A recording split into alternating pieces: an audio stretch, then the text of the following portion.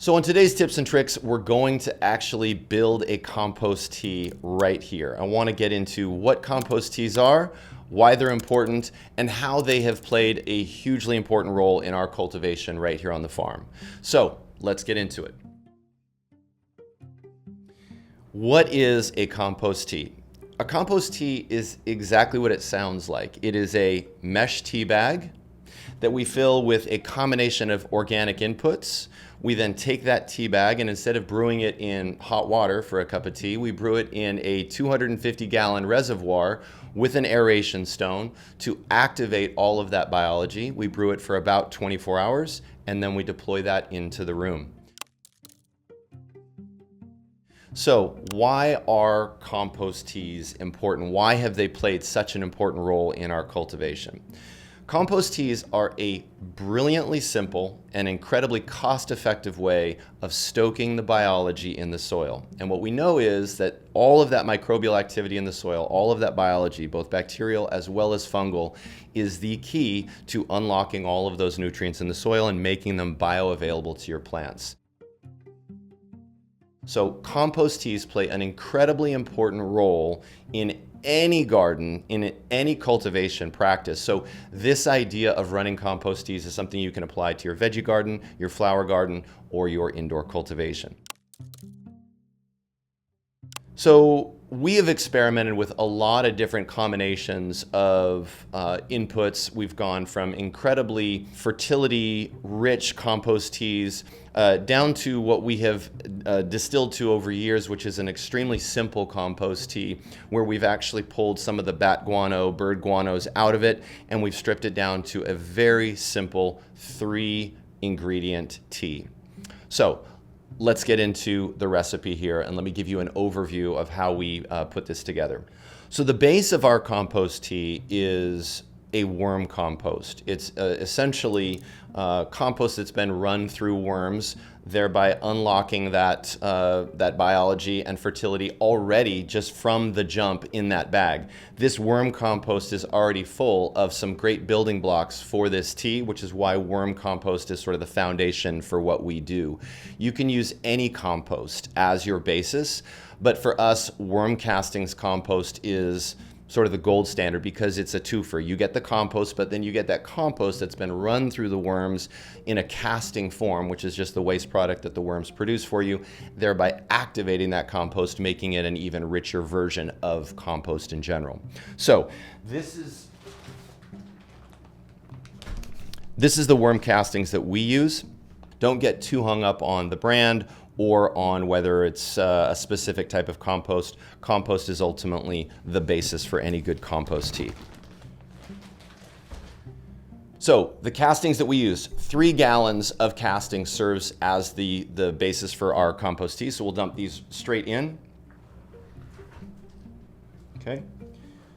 So 3 gallons of worm compost is the basis for us in our compost tea. The next ingredient we have is BE+, and BE+ is one of our absolute favorite inputs that we have on the farm. We use it in our teas, we use it as a dry amend that we scratch in. It is one of those incredibly versatile inputs for us. We'll have a discount code in the description below so that on your first purchase of BE+, you can get a discount. So I'll take these 2 cups of BE+, drop it right in on top of the worm castings. And that's the second ingredient. The third and final ingredient that we use is bokashi. And the bokashi that we're using today is a Golden Roots bokashi. We also are a big fan of Southern Oregon bokashi. Bokashi in general is another miracle input. And the reason why bokashi has been a huge part of our lineup, not only for our compost teas, but we mix it directly into our soil, is that bokashi is this beautiful grain-based inoculant where they have inoculated this substrate with a lactobacillus bacteria, all kinds of great bacteria that essentially remain dormant until they are added to the soil, until they are unlocked in a compost tea, and then they become viable. And again, in this ongoing dialogue around nutrient cycling and breaking down organic matter, making it bioavailable to the plants, there's almost no other input that is as effective or as important as bokashi in playing that role. So when it comes to a compost tea, bokashi is an essential ingredient. And so with our recipe, we add 6 cups of bokashi to our base of 3 gallons of compost and 2 cups of BE+. So 6 cups of bokashi go in there. So that's essentially the recipe. And once we have these in the tea bag, now what I like to do is take this and essentially mix it together.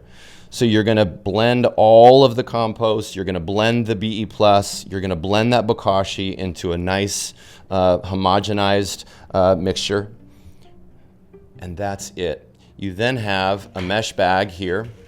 You can peel off the bucket. The mesh bags come with Velcro, so you'll seal that bag up, fold it over,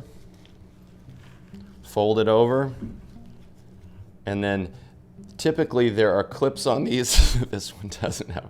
Okay. So you're going to fold it over, then we use a carabiner. You're going to hook it onto your tote, and there you go. There's your compost tea. All right, so now that the compost tea bag is built, now what do we do? Most of the time, not all the time, but most of the time, if we're on top of our compost tea bag building, we're going to take this compost tea bag, we're going to add a little bit of moisture to it, just a spray bottle, just spray it down so that you just get some moisture, just to kind of get things activated. Don't get it saturated, you just need to get it moist.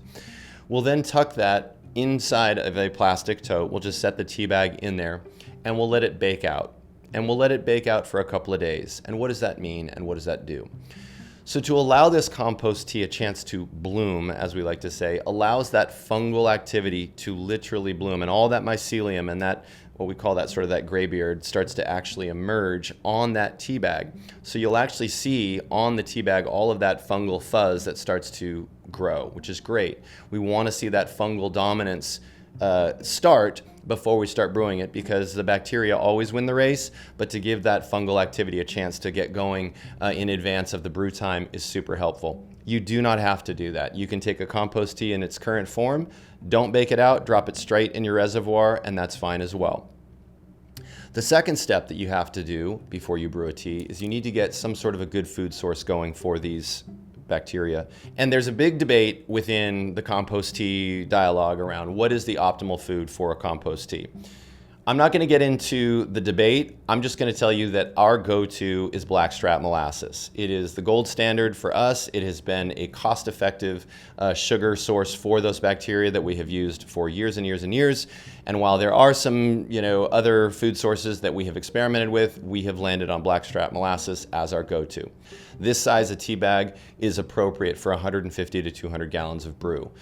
If you're working with something much smaller, either a 55-gallon drum or you're in even something smaller, you can take this same recipe, cut it in half, cut it by a third, whatever the case is, and just do the math on it that way. These mesh tea bags come in a variety of sizes, from really small to even bigger than this. So there's absolutely no one-size-fits-all on this. You can adapt it to whatever scale you're working off of, but just know that you're going to want to modify that recipe if you're only brewing up 40 or 50 gallons of tea.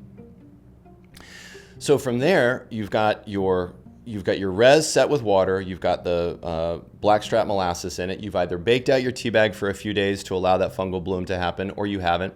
And now we want to get our air stone fired up to make sure that that air is actually bubbling in that reservoir. So adding oxygen to that water is a great way to support the multiplication of that bacteria. Providing that aerobic environment as opposed to an anaerobic environment is the cornerstone for making sure that that compost tea is going to brew in a healthy and really potent way. So air stone is in that water, it's bubbling away, you've got your tea bag in there, you've got the food source for those microbes to chow down on, and now the question is, how long do we brew that tea? There again is no one-size-fits-all on this. There are a couple of different approaches. Our gold standard is 24 hours. We sometimes brew for much less, we sometimes brew for longer, but 24 hours is basically the sweet spot. Typically what you want to think about is this. The longer that it goes, the more bacterial dominant you have in that final brew. The shorter the runtime, the better shot at having a fungally dominant tea.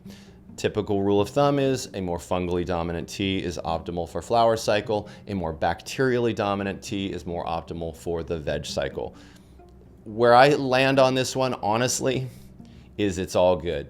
There is no landing on a fraction here. There's umpteen jillion microbes that you're brewing in this compost tea, and there is absolutely a net positive that you will have on that soil, on those plants, and on that nutrient cycling. Do not get too worried about running it for 12 hours of brew time versus 24 versus 36.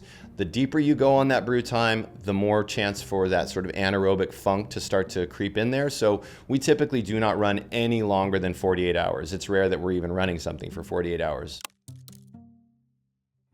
Here are the main takeaways for you guys today.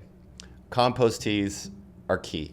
They've been in cultivation practice for hundreds, if not thousands of years.